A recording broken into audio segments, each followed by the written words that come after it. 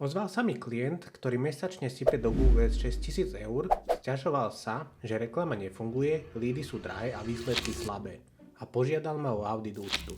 Čakal som chaos v účte, zlé kampane, rozpadnutú štruktúru, klasické pálenie rozpočtu. Ale keď som účet otvoril, úprimne bol nastavený dobre. Základy boli správne, nebolo tam nič, čo by vysvetľovalo tak slabé výsledky, ako mi klient prezentoval. A tak som spravil jednu vec, tzv. Mystery shopping, otestoval som jeho firmu ako zákazník. Dopyt som nechal prejsť celým ich procesom.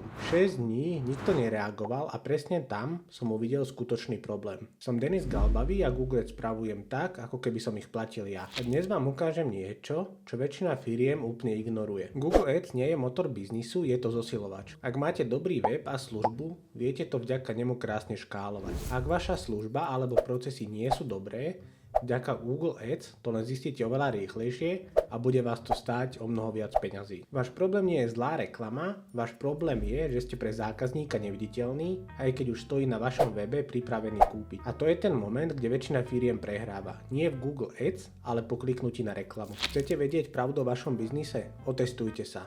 Choďte na weby konkurencie, napíšte im a sledujte realitu. Ako rýchlo odpíšu, zavolajú vám späť, pošlú vám cenovú ponuku, alebo sa nič nestane. A potom spravte to isté sebe.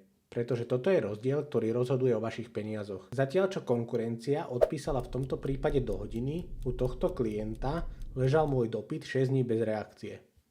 A on za mňou prišiel s otázkou, prečo mu Google Ads nefunguje. Google Ads fungoval dobre, len zosilnil ten problém, ktorý už vo firme bol, a to je pomalá reakcia. Ak máte dobrú službu, vyladený proces a dobrý produkt, Google Ads vám zrýchli rast. Ak máte naopak zlý proces, zlú službu alebo zlý produkt, Google Ads vám zrýchli problém. To je celý rozdiel. Celé to nekončí iba na tom pomalom procese, ďalší problém je aj váš web. Predstavte si človeka, ktorý príde na váš web prvýkrát. Máte 3 sekundy na to, aby sa rozhodol. Verím vám, alebo odchádzam.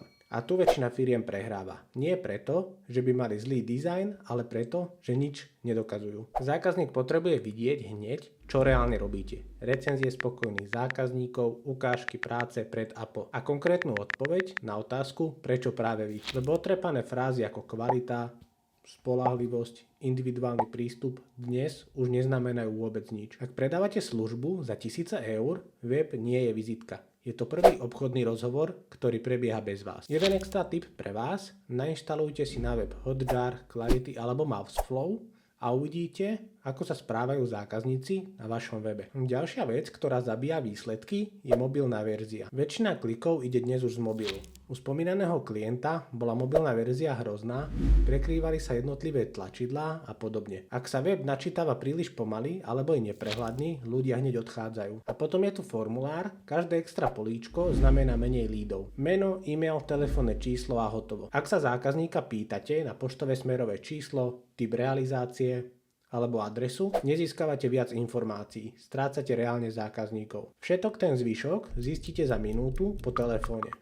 Zjednodušte váš formulár. Ďalší extra tip, hoďte do Clauda alebo Gemini URL vášho webu, nech vám urobí kritický CRO audit alebo nech zoptimalizuje konverzný pomer na vašom webe. Už tu dostanete prvé odpovede na vylepšenia vášho webu. Zákazník neodchádza preto, že Google Ads nefunguje. Odchádza preto, že na webe nenájde, čo hľadal, alebo ste ho nepresvedčili a web nebuduje dôveru. Alebo je váš proces komplikovaný a príliš pomalý. A toto reklama odhalí. Nenavyšujte rozpočty v Google Ads, kým nemáte vyriešené diery v lodi. Lebo viac peňazí len zrýchli problém, ktorý už tam reálne je. A presne ako u tohto klienta 6 000 eur mesačne, kampane nastavené správne, dopyty pomerne chodili, ale odpoveď trvala 6 dní. Google Ads to nezachráni, to musíte zachrániť. A ak si máte odniesť z tohto videa jednu vec, Google Ads vám neprináša výsledky, Google Ads ich len zosiluje. Takže netestujte len reklamu, otestujte celý proces, urobte mystery shoppingu konkurencie, u vás od kliknutia až po odpoveď zákazníkovi. Vyplňte formulár konkurencii a potom sebe. Uvidíte realitu. Vylepšujte každý jeden krok. Od kliknutia na web až po uzavretí obchodu. Ak chcete, aby som sa pozrel nielen na kampane, ale aj na to, čo sa deje po kliknutí, link na bezplatnú konzultáciu máte dole v popise.